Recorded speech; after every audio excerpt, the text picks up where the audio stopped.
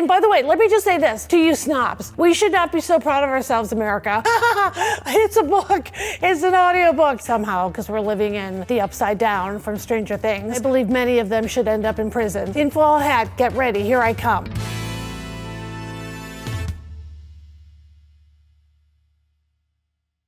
Hi, you guys, it's me, Kathy Griffin, and welcome to Kathy Griffin Talk Your Head Off. Well, the theme for today's episode is obsession. That's right. So, first of all, I want to remind you to please leave in the comments whatever you think, but I want to hear what your obsessions are. And please don't just put like sucking like I know. I mean something obscure or weird. We're going to get into my obsessions that you didn't know that I have, and I want to hear about the ones that I don't know you have. I want to thank you guys for the amazing response to last week's episode with my special guest, Susan Powter. So, her excellent documentary called Stop the Insanity, Finding Susan Powter is out today.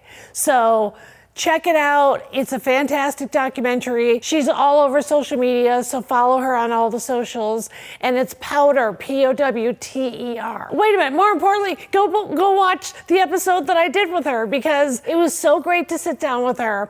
And just a little follow-up. We are still friends. We've been texting, and I think she's gonna be in my life as a friend. I really fell in love with her and just think she's awesome and has an awesome story of survival. And can I be honest?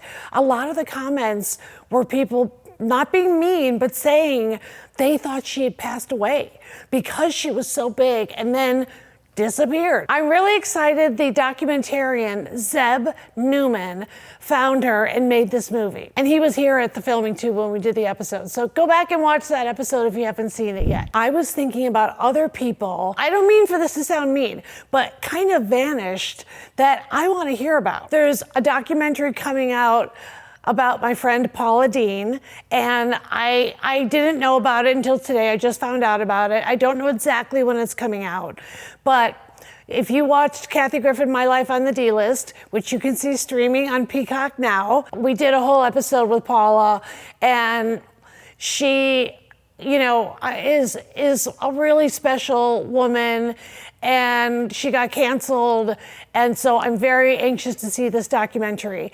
And I'll tell you a story about Paula, because she is so kind and so wonderful, and she is a real rags to riches story. She started out making sandwiches in paper bags and going around to office buildings and trying to sell them, and then had her first restaurant, and then built a giant empire, and then got canceled.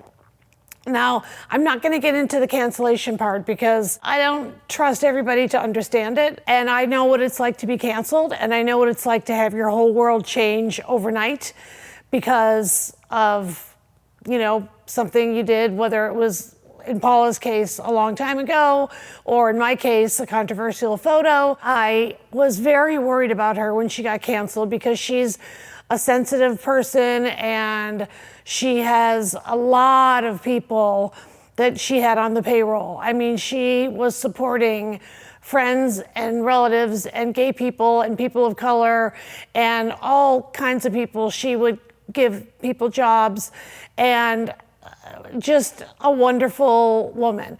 And she cooked for me many times. Like she really lives it, you know?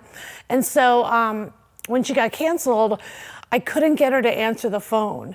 And I know she deals with depression. She's talked about that in her books. I'm not breaking news, but I deal with depression as well. And it can really paralyze you, you know? So I couldn't get a hold of her, and I really wanted to. And I think I was on tour, and she lives in Savannah, Georgia. And this is gonna sound bougie, but just stay with me. I chartered a jet. I went to Savannah, I checked myself into a hotel there, rented a car, and then just rang her doorbell. I mean, this was at the height of her scandal. And she actually answered, which I didn't like. I was like, she should have security. But anyway, she does, but she answered, being Paula. And I go, "It's Kathy Griffin, let me in, bitch." And she just goes, "You're fucking kidding me." And beep, and I went in, and hung out with her, and she talked about going through what she was going through and having to deal with all of the so-called experts that were going to get her out of it. And, you know, anyway, that's what a friend does. A friend shows up. So I was really grateful to spend the time with her.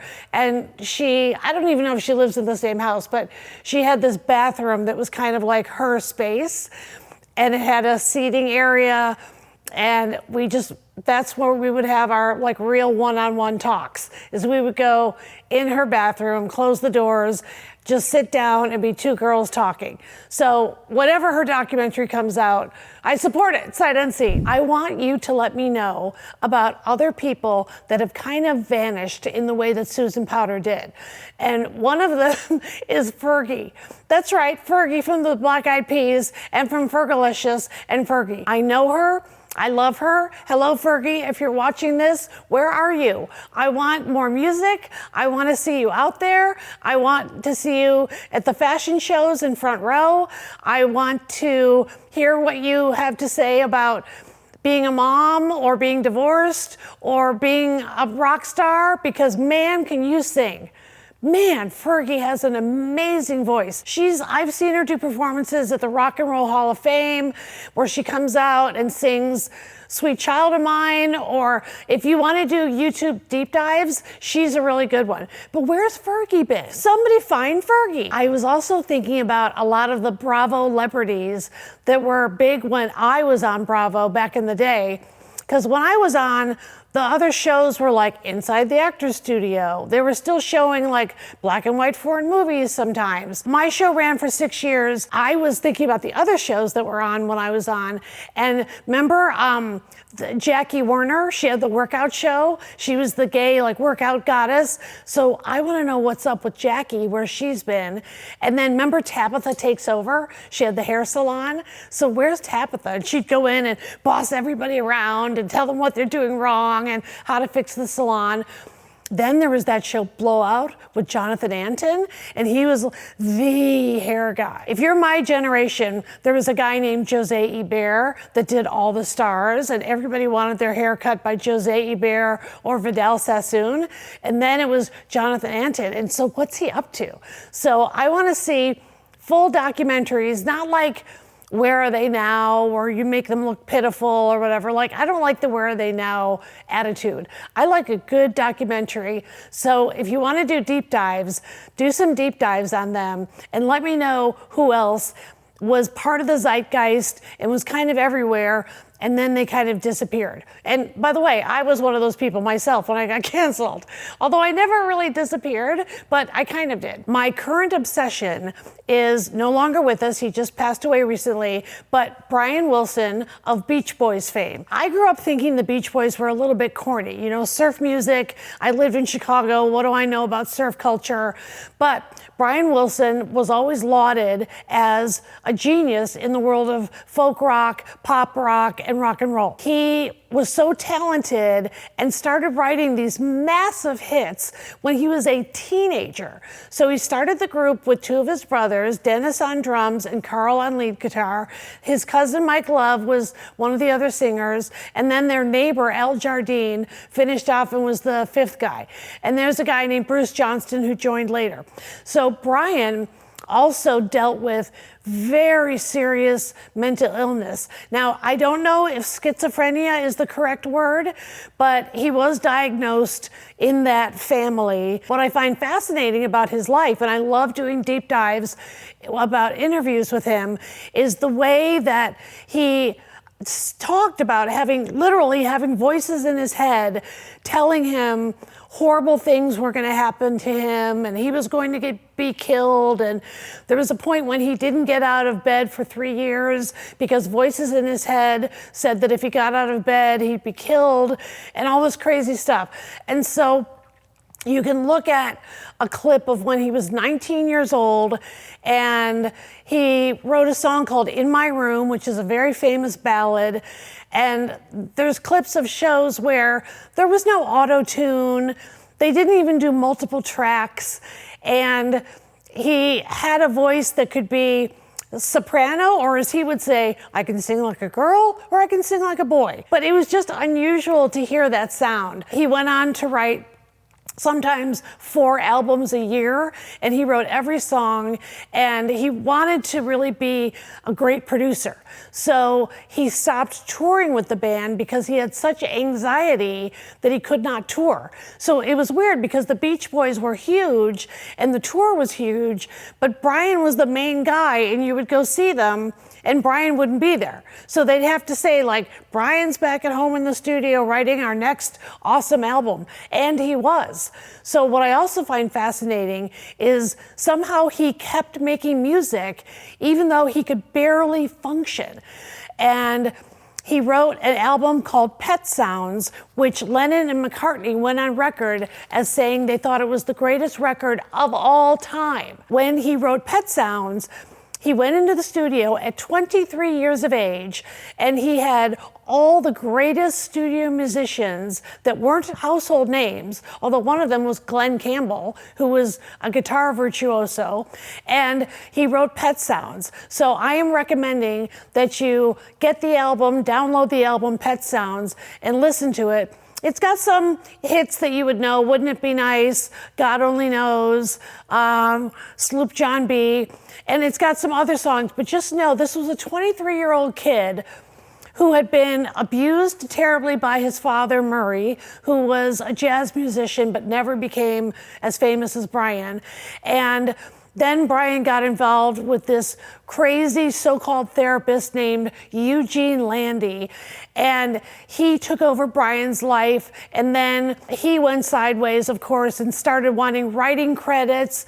And here's a clip of a short interview with Eugene Landy, and you can tell Brian is not quite himself. And later on, he talked about how Eugene Landy used to drug him up so much. So just keep in mind, there's one of the greats of our generation, and then this so-called therapist comes in, lives with him, and just look at a snippet of this interview where he's got his arm around Brian, like Brian's like a marionette doll or something. And said, we are worried that Brian Wilson is going to follow Elvis. Weird, right? I know. One regret that I have is, if you guys watch the show, you know I will track someone down if I think they're a legend. I will somehow find a way. And I can't believe that I never made it my business or a point of actually trying to have a conversation with Brian Wilson.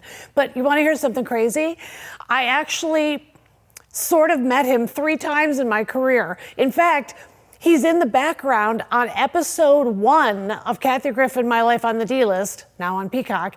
And the 3 times that I was even around him, I tried to go just say hi. And every time one of his handlers would say, don't talk to Brian. So the very first time I saw Brian Wilson in person, he was with Eugene Landy.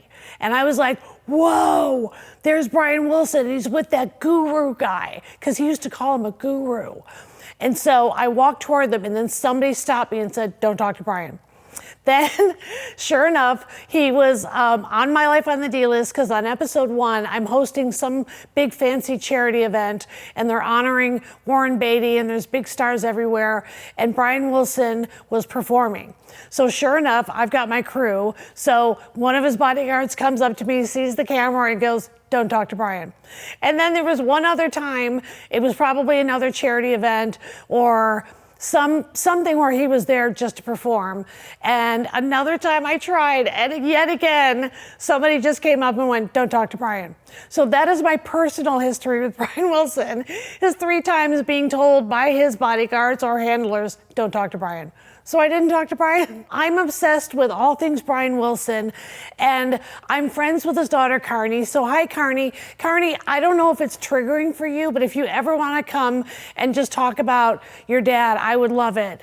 And I know you've been asked about your dad your whole life, and you have your own fame, but you have to admit, it's pretty amazing that he was your dad, and then you went on to form Wilson Phillips, and you guys still tour, and your songs are still relevant, and it's you got the genes, and yet I know he was probably an impossible father and was probably an absentee father many times. But then I saw the tape of his wedding, and I saw you and Wendy singing God Only Knows, so that was really touching. Anyway, I want to hear also in the comments what deep dives you do, and they can be obscure as possible, because I want you guys to tell me what my next deep dive should be. So there's my spiel for Brian Wilson. I hope you guys start looking stuff up about him, because he really was a maestro and one of our greats, and a fascinating story, and one of the first celebrities to come out publicly to talk about mental illness. And he really showed us what it looked like, because you can see in some interviews he's barely functional, and in some he's just brilliant, especially when he talks about music and how he writes music. So anyway, I find that stuff fascinating. I'm going to do something rapid fire. I am going to do a rapid fire book review segment right now. Hear me out. Part of my dealing with depression is I go to bed really early when I don't have a show and I'm not on tour, although I'm on tour right now. So go to kathygriffin.com for tickets. I have 30 cities coming up, and please make it a trip to come see me. And those of you that are kind enough to go in the comments and say, we're so glad you're back and we want to support you, that's the way you can support me, is buy tickets to my live shows. That's the thing that all those male executives that tried to take me down, that's what they cannot fight. Just people buying tickets. So come see me. And the tour is called New Face, New Tour. Get it? Wink. One thing that I do is sometimes meaning most times, I go to bed at like 6 o'clock. I know that's obnoxious and early. I don't really go to sleep, but I get in bed with all 4 of the doggies and we snuggle, and then I put on my latest audiobook.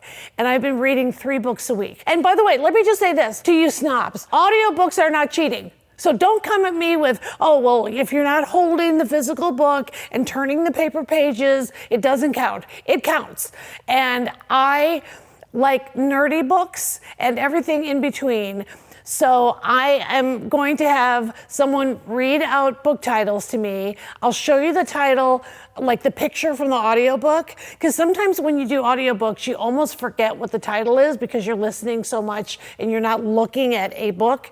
Anyway, here we go, because they're all over the map, and I've read so many. The Path Between the Seas by David McCullough is fascinating, and it's about the building of the Panama Canal. And let me tell you something, that's nerdy, and that's my type of thing. It's like 23 hours. It's basically the Barbra Streisand book, but about the Panama Canal. And let me tell you, we should not be so proud of ourselves, America, because we treated those workers who built that canal terribly, and many of them died, and it was racial, and the French weren't so good either. So you tell that to Ferdinand de Lesseps.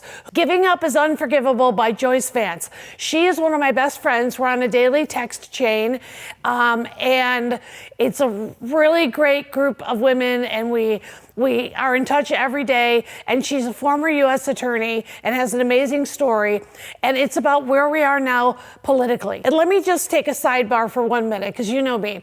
I want to just talk to you about the news and why I don't talk about Trump in the way that I think maybe people expected on this YouTube show. I would just rant about Trump. I'm just bored with him. I don't watch cable news anymore. I used to watch MSNBC 24/7, which is now called MS Now, but it's too repetitive. And they don't cover a lot of topics that I think are so important, like the fires in Hong Kong. So I watch Sky News and BBC and Al Jazeera, and I try to get as many foreign news sources as I can. And I know I'm going to sound like a Trumper when I say this, so I'm sorry. But our current media in America, I do believe, is failing us. I really do believe they'll pick one story on, let's say, CNN, and CNN is a joke now. They've just jumped the shark completely. I can't even watch CNN. Like, I don't want to fucking see Scott Jennings and think he's a pundit. You know what I mean? They'll pick one story in the morning, and then they'll just do the same story all day, as if we don't have emerging stories in our country, but around the world that affect us. So I don't do a ton of Trump material in my show, because he's so over the top that I can quote him. Like, I went out on stage last week in Anaheim and they were clapping really loud, which was lovely, of course. And then I go, "Quiet, piggies," and that got a big laugh. But that's all I did with it, because by the time I get on stage, everybody's covered the latest crazy thing he said, and I'm just waiting for him to die. So he will die sooner than later. He's in terrible shape. He's disgusting to look at, like disgusting. And I'm not saying I'm some beauty. It's not about that. It's that because he is who he is and because he is doing what he is doing, I can't even like stand to look at him. So I'm aware of the big stuff that goes on. Don't worry, I do not get my news from TikTok, and you should not either. TikTok is fun, but it is now owned by a Murdoch and an Ellison. And if it's not, as of this minute, officially owned, then that deal is very close to being closed and it will go through. So just remember, if you know anything about the Murdochs and the Ellisons, you don't want to get your dancing videos and makeup tutorials from them, because they're already suppressing a lot of the left-wing liberal progressive stuff. This is where Nick comes in, and then you guys make a comment on how cute he is, even if you don't see his front. Middlemarch by George Eliot. Okay, George Eliot was a woman, but it was written in a time when female authors, not unlike now, we're not given equal anything. And it's a Victorian love story in the vein of Pride and Prejudice. But a lot of people think Pride and Prejudice is inferior to Middlemarch. So then I read Pride and Prejudice, because I'm also reading a bunch of the books in high school that I told my teachers I read, but I didn't. Deacon King Kong by James McBride. Now, this is a great book, and he's a great author. He's African American, and he writes books about the themes of African American people. The audiobook would have sections where one of the characters would be yelling. And keep in mind, I often listen to my audiobooks when I do my daily long walk in my neighborhood. I remember just walking down a quiet street, and the audiobook had a character, and he's a great author. And I'm Caucasian, so who am I to say? But the character was like, "Hey, N-word." And I just remember looking around and being like, "Ha, it's a book, it's an audiobook. I don't just walk around with tapes of people." But, you know, that's what makes the book great. The King and Queen of Malibu by David Randall. Sorry. See, sometimes I don't even get the authors right because of the audio part. Now, I live in Malibu, and even if you don't live in Malibu, it is scandalous. Did you know that Malibu used to be just one household, the entire city? And it's still a small town, population 13,000. I can't believe I live here either. But it's a story of how it went from being one ranch to two ranches to then a big fight over, not unlike the Panama Canal, one part where you have to cross through Malibu to go up to any place north or south. And it's just juicy because you can't believe how people behave. Ask Not by Maureen Callahan. Now, this was a super popular book. It's about the way that the Kennedy men ruined women. Once again, not so great. And I'm Irish Catholic, so I was raised to think that JFK was a god and believe in Camelot. Well, let me tell you, poor Jackie went through hell. And don't get me started on RFK Jr., because that nut job, the HHS secretary, somehow, because we're living in the upside down from Stranger Things, and Teddy Kennedy, who I loved as a senator, but he did kill Mary Jo Kopechne. Like, let's just call it what it is. And the Kennedy men, William Kennedy Smith, sexually assaulted a woman, I believe. He was acquitted, but, you know, he was represented by Roy Black, so there you go. The Kennedy men, not so great for women, but it is a fascinating read. Down the Drain by Julia Fox. I loved her book because she is a legitimate feminist, and she is very, very smart and very interesting, and the book is really juicy. And one of the things that I just want to point out about the book that surprised me about her is she's done a lot of heroin. And I'm just saying that because She's very functional, and I'm not being pro-heroin. I'm just saying it's amazing that she's come out of that and she's doing so well. So I like to see her thrive, and the book is very juicy. She really goes there. 107 Days by Vice President Kamala Harris. A fascinating look at why she didn't win. Although, I'm going to say it again, tinfoil hat, get ready, here I come. I do not believe that Donald Trump won in a free and fair election. I believe there was meddling by the social media giants, and I believe there was meddling at the local level, and Elon Musk was doing things like writing people $1 million checks for one vote. So I believe she actually won. The book is heartwarming and heartbreaking at the same time because it shows what we could have had.